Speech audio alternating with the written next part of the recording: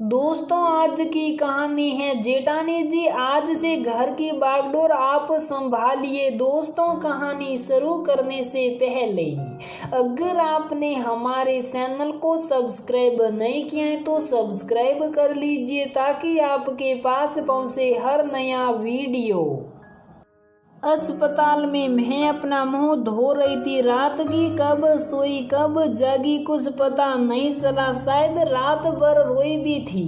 खूब बगल में रखा मोबाइल बार बार गनगना रहा था। फोन वाइब्रेशन मोड पर लगा था और सामने बेड पर लेटा मेरा पति शिशिर जिंदगी और मौत के बीच झूल रहा था। मैंने फोन उठा लिया और बहुत ही धीमी आवाज में बोली ताकि शिशिर की नींद न टूटे। जी कहिए, कहाँ हो महारानी? घर का रास्ता भूल गई होगा। घर में कितना काम पड़ा है। कपड़े बर्तन झाड़ू पोछा सबका सब पड़ा हुआ है। सौम्या की जेठानी एक सांस मैं सब बोल गई। पर दीदी, शिशिर की तबीयत बहुत बिगड़ गई है। रात में उनका एक्सीडेंट भी हो गया था। कितना फोन किया था पर आप सबने फोन उठाया नहीं। फोन पर ही सौम्या रोए जा रही थी। तो क्या हम लोगों ने तुम दोनों से जुड़ी हर चीज का ठेका ले रखा है? पहले ही तुम लोगों को घर बैठा कर खिलाते हैं। तुम्हारा पति तो वो भी नकारा है, बस घर में पड़ा रहता है। और तू है कि बस दिन रात उसी की सेवा में लगी रहती हैं। सौम्या की जेठानी ने तंज कसते हुए कहा, पर दीदी आप भी तो इनकी मनोस्थिति से भली भांति परिचित हैं। इन्हें कहाँ खुद का ही होश रहता है जो घर के हिस्सेदारी में आप सबकी मदद करे। इनकी स्थिति तो खुद एक ऐसे बच्चे की तरह है जिसे शायद जो भी कह लो समझा लो कुछ नहीं बोलते, जैसे उन पर कुछ असर ही न पड़ता हो। दीदी, ये हमारी और आपकी तरह नॉर्मल नहीं है, अपितु ये पूर्णतया मानसिक रूप से अस्वस्थ हैं। दीदी, इन्हें हम सब के साथ और प्यार की आवश्यकता है। सौम्या एक सांस में सब रोते हुए कहती जा रही थी। अब बस भी करो तुम दोनों मियाँ बीवी अपना नाटक। जब देखो जहाँ देखो तुम दोनों एक ही रोना लिए रोते रहते हो। और सुनो, जल्द घर पहुंचो, बहुत काम पड़ा है। और हाँ, मुझसे या अपने जेठ जी से पैसों की कोई उम्मीद मत रखना, समझी तुम? सौम्या की जेठानी बड़ी ही निर्ममता से बोल गई। ठीक है दीदी, अगर आपको हमारी परवाह नहीं है तो हमें भी आपकी परवाह नहीं है। मैं घर नहीं आ रही। मेरी जरूरत उस घर से ज्यादा यहाँ मेरे पति शिशिर को है। इतना कहते ही सौम्या ने फोन काट दिया और धम से बस बेसुध शिशिर के सामने कुर्सी पर बैठ गई। उधर उसकी जेठानी बस मन ही मन बड़बड़ाई जा रही थी कि हिम्मत तो देखो उसकी। मुझे मना करती है। मुझे क्या कुछ नहीं किया। हमने उसके और उसके पति के लिए रहने को घर दिया, खाने को खाना दिया, एक कमरे का छत दिया जहां ये लोग आराम से अपनी जिंदगी गुजर बसर कर सकते। ऊपर से सासू माँ के स्वर्गवास के बाद तो जैसे मेरे और इनके ऊपर खर्चों का सिलसिला ही शुरू हो गया। इनका भाई पागल हो गया, साथ में उसका और उसकी पत्नी का जिम्मा भी मारे सड़ गया। सौम्या की जेठानी बड़बड़ाते हुए झाड़ू पटक पटक कर बुहार रही थी और उनके पति उनके इस कृत्य को देखकर मंद मंद मुस्कुरा रहे थे। दूसरी तरफ सौम्या भी बस एक टूक शिशिर को देके जा रही थी और उसकी आंखों के आगे बस अपने और शिशिर से जुड़े पुराने दिनों के चेहरे देख कभी वो मंद मंद मुस्कुरा रही थी तो कभी रो रही थी। और फिर वो उन दिनों में चली गई जब वो शिशिर के साथ शादी के बंधन में बंधने वाली थी। सौम्या देखो, वो लोग आ गए। सौम्या के पापा आओ भगत करते हुए सौम्या को आवाज लगा रहे थे। और फिर सौम्या एक छोटे से बच्चे की तरह वहां उछलते कूदते पहुंच गई। आनन फानन सौम्या को नीचे आता देख सौम्या की माँ आके तरेरते हुए उसे रसोई की तरफ आने वो इशारा करती हैं, पर उसी पल सौम्या की नजरें भी सामने बैठे शख्स से टकराती हैं और फिर तुरंत ही हटा लेती हैं।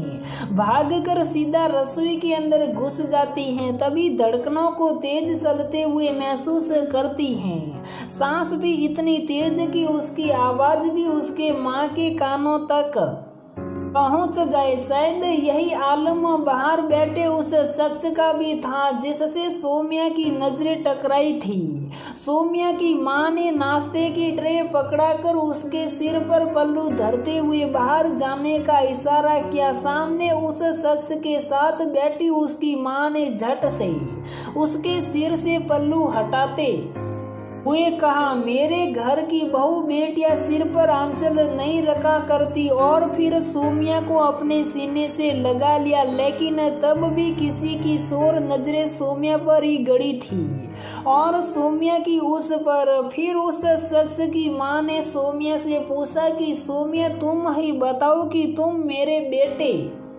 को कब से जानती हो? इसने तो कुछ बताया ही नहीं। दरअसल मेरा बेटा शिशिर बहुत ही शर्मीला मिजाज का है।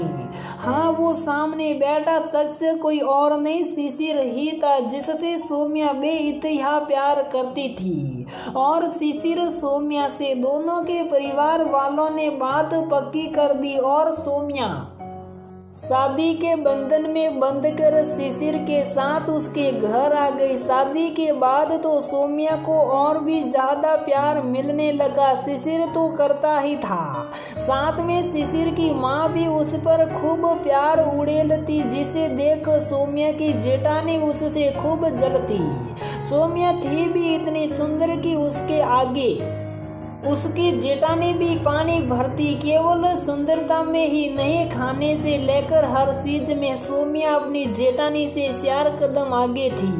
वो कहते हैं ना, गुणों की खान थी। अड़ोसी पड़ोसी रिश्तेदार सभी सौम्या के गुण और उसकी सुंदरता की ही तारीफ करते थकते नहीं थे। अब तो सबके मुंहों पर बस एक ही नाम सौम्या, जिसे देख और सुन सौम्या की जेठानी खूब चिढ़ती। सौम्या को भी बहुत बुरा लगता कि सब उसके आगे उसकी जेठानी को नकारते हैं। वो उनके पास उनके दुख और कम करने जाती तो उसकी जेठानी उसकी शक्ल देखकर ही उसके मुंह पर दरवाजा बंद कर देती। देखते देखते सौम्या की शादी को 4-5 साल बीत गए। कुछ दिनों से सौम्या की सास की भी तबीयत ठीक नहीं रहती थी, तो ज्यादा उम्र हो जाने के कारण हार्ट अटैक से उसकी मौत हो गई। क्योंकि शिशिर भी अपनी माँ के बहुत करीब था, इसलिए वो भी अपनी माँ के मौत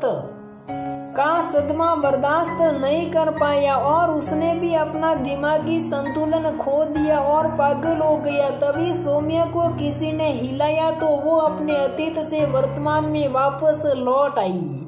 नजरें उठाकर देखा तो शिशिर को होश आ चुका था और डॉक्टर ने भी उसे डिस्चार्ज कर दिया था और सौम्या से कहा कि बस हल्की फुल्की चोटें हैं, इन दवाओं से आपके पति बिल्कुल ठीक हो जाएंगे और अब आप इन्हें घर ले जा सकती हैं। और दवाओं के साथ डिस्चार्ज पेपर्स पकड़ाकर वहां से चले गए। कुछ ही देर में सौम्या शिशिर को लेकर घर पहुंचती हैं तो सामने घर के चौखट पर उसका और उसके पति का सारा सामान पड़ा रहता है और फिर उसकी जेठानी उसके अंदर घुसने पर बहुत तमाशा करती हैं और निकल जाने का फरमान सुना देती हैं। सौम्या के बार बार समझाने पर भी जब वो नहीं मानती तो सौम्या उसकी सास के मौत के बाद उसकी जेठानी का उसके और उसके पति के साथ हुए हर कृत्य को याद कर गुस्से में भर जाती हैं और मन ही मन ठानती हैं कि अब मुझे अपने हक के लिए लड़ना ही पड़ेगा। फिर सौम्या अपनी जेठानी से कहती हैं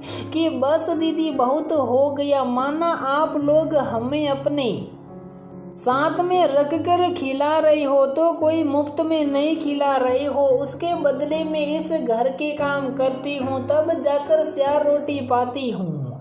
जिसमें 2 मैं खाती हूँ और 2 मेरे पति शिशिर। रही बात घर छोड़ने की, तो मैं आपकी जानकारी के लिए बता दूं कि ये घर आपके या जेठ जी के नाम पर नहीं है जो आप हमें निकाल रही हैं। ये घर मेरे और मेरे पति शिशिर के नाम है। तो अगर किसी को जाना है तो वो है आप और आपके पति। फिर सौम्या अपने पति को लेकर अंदर चली जाती है और शिशिर मजा लेते हुए बच्चों की तरह ताली बजाता रह जाता है। उस के बाद सौम्या शिशिर के ऑफिस में उसी के पद पर नौकरी ज्वाइन कर लेती हैं। सुबह रोज सारे काम निपटाकर ऑफिस जाती और शाम को घर आकर अपने पति की सेवा में जुट जाती। धीरे धीरे संयम रखते हुए अपने प्यार और त्याग से शिशिर को पहले जैसा करने में वो कामयाब होने लगी। कुछ दिनों में सौम्या ने अपने पति शिशिर को वापस से पा लिया। फिर दोनों मिलकर घर चलाते थे, साथ ऑफिस जाते, साथ ही वापस आते। धीरे धीरे कुछ ही सालों में दोनों मिलकर ऊंचाइयां छूने लगे। दोनों के नाम अखबारों में फ्रंट पेज पर होता था। आज ये बुलंदियां तो आज ये क्या, दोनों ने सबकी जुबान पर। बस अब इन्हीं दोनों का नाम फिर से आ गया और इन दोनों का नाम होता देख। और अखबार के फ्रंट पेज का कवर फोटो में इन दोनों को साथ में देख उसकी जेठानी और उसके पति सौम्या और उसके पति शिशिर के पास आए और सौम्या के पैरों पर गिरकर माफी मांगने लगी। सौम्या ने भी मन में मैल न रखते हुए और बड़ा दिल दिखाते हुए उन्हें माफ कर दिया और उन्हें उठाते हुए बोली, नहीं दीदी, आपकी जगह हमारे पैरों में गिरकर माफी मांगने के लिए नहीं, हम दोनों के सिर पर आशीर्वाद देने के लिए हैं। दीदी, आप दोनों हम दोनों से बहुत बड़े हैं, तो अब इस घर की बागडोर अब आप ही संभालिए और हमें इस जिम्मेदारी से मुक्त कर दीजिए। सौम्या की जेठानी ने सौम्या को और शिशिर के भाई ने शिशिर को अपने गले से लगा लिया। उसके बाद दोनों भाई घर के बाहर साथ में देखते और दोनों जेठानी देवरानी घर संभालती। तो दोस्तों, हमारी ये कहानी यहीं पर समाप्त होती है। अगर आपको हमारी ये कहानी पसंद आती है तो वीडियो को लाइक करें, शेयर करें और हमारे चैनल को सब्सक्राइब ज़रूर करें।